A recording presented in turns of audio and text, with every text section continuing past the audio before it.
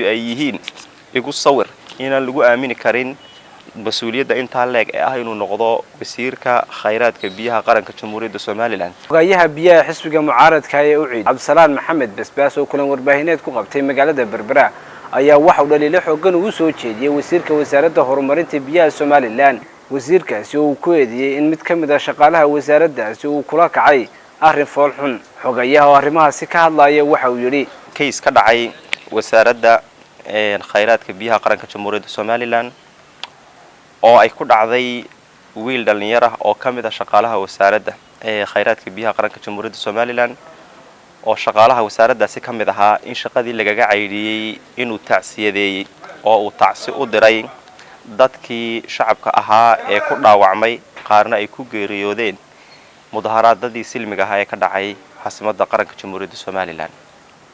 waxaana ceeb ku ah qaranka Jamhuuriyadda Soomaaliland, waxa ceeb ku ah hay'adda shaqaalaha qaranka Jamhuuriyadda Soomaaliland, waxa ceeb ku ah dastuurka qaranka Jamhuuriyadda Soomaaliland in qof shacab ah oo muwaadin ah oo ka falceliyay dhibaato qalad ah ama dhibaato qalad ah oo dhacday oo uu tacsi u diray ehelkiisii iyo qaraabadiisii iyo dadkii shacabka ahaa ee ku dhintay mudaharaadkaasi in shaqadiisii laga kaxayday.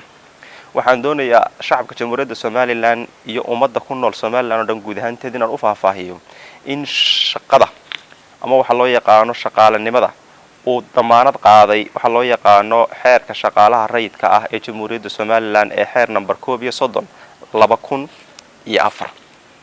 xeerkaasi wuxuu damaanad qaadayaa xuquuqda shaqaalaha iyo xuquuqda loo shaqeeyaha labadaba. saadaradeed waxaan halkan doonayaa inaan fariin adag uga diro oo aan shacabka Jamhuuriyadda Soomaaliland ku idhaahdo wasiir Cali Marreexaan sida uu uga been sheegay shaqaalihii wasaaraddiisa joogay ee uu shaqada uga eriyay inay tacsiyadeeyeen dadkii muwaadiniinta ahaa ee ku dhintay qaranka Jamhuuriyadda Soomaaliland ayuu uga been sheegaa mar walba hanaanka biyo soo saarka iyo biyo ballaarinta qaranka Jamhuuriyadda Soomaaliland. saadaradeed laguma aamini karo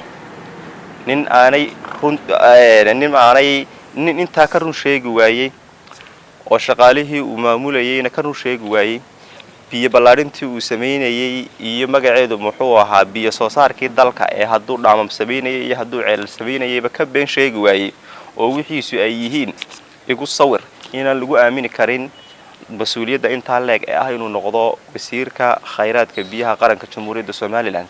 saynu ognahayna biyuhu mar walba waxa weeyaan shayga ugu muhiimsan ama waa shayada aasaasiga ah ee laga maarmaanka u ah nolol inay jirto mar walba. saadaradeed waxaan leeyahay oo aan ku soo gabagabeynaya fariinteeda u dambeysana aan u dirayaa shacabka Jamhuuriyadda Soomaaliland oo aan leeyahay neefka marka la gowraco ama birta laga aslaamo la bireeyo neefku wuxuu sameeyaa wuu firfirleeyaa ama qiraricdii u dambeysay buu sameeyaa. saadaradeed waxaan leenahay kulmiyo wuxuu ku jira xaaladii u dambeysay ee sakaraatul mawdka oo ah inuu firfirleeyo ama uu qiraricleeyo. saadaradeed shacabka waxaan leeyahay muwaadiniinta waxaan leeyahay kulmiyo uu tagayaa ee ha tahriibina walaal. wabillahi hogayaha sidoo kale aan wax ka weydiinay biyo gelinta ka socota magaalada Hargeysa ayaa waxa uu yiri horta biyo ballaarinta qaranka Jamhuuriyadda Soomaaliland iyo in biyaha la soo daayo waxa ka horeeya wax loo yaqaano maxay pressure test wax la yiraahdo ka horeeya in beebabka la dhigay ee qaranka inta aan biyo lagu tijaabin marka hore waa in naqas lagu tijaabiyaa. naqaska marka lagu tijaabiyo naqaska lagu guuleystaa biyaha lagu guuleysan karaa. laakiin qaladka dhacay waxa weeyaan iyadoo pressure testkii loo dhameystirin guud ahaan gobolka Maroodijeex ayaa biyihii la soo raaciyay. taas waxay keentay inay qasabaduhu jabaan. qasabadihii jabayna waxa ay keentay oo ka dhashay dhibaato ka weyn tii laga filanayay oo ah xanuunka xumada ah ee jira hadda qoyaanka ugu faraha badan leh ee ka dhashay ee biyahaasi ay keenaan iyo beebabka jaba waxay keentay kaneecadu inay ku dhalato meel walba oo ay biyuhu fadhiistaan. saadaradeedna uu xawli fiditaano uu ku fido xumadii dalka haysatay. saadaradeed waxaan leenahay ooda dhacmeedsa u kala sareeyaan baa loo kala guraayay biyaha intaydan soo deynin ka hor horta air pressure testiga sameeya u dhameystira beebabka magaalada wada gaarsiiya kadibna biyaha soo gaarsiiya ummadda. waa qodobka labaad Hargeysa intii biyo heli jirtay way ku biyo laaday oo wax biyo ma helin intii cusbaydna biyahoodii dhulkay taabtay. saadaradeed waxaan leenahay dadkii horena biyaha la soo gaarsiiyo kuwa cusubna habka loo gaarsiinayo laga fiirsado.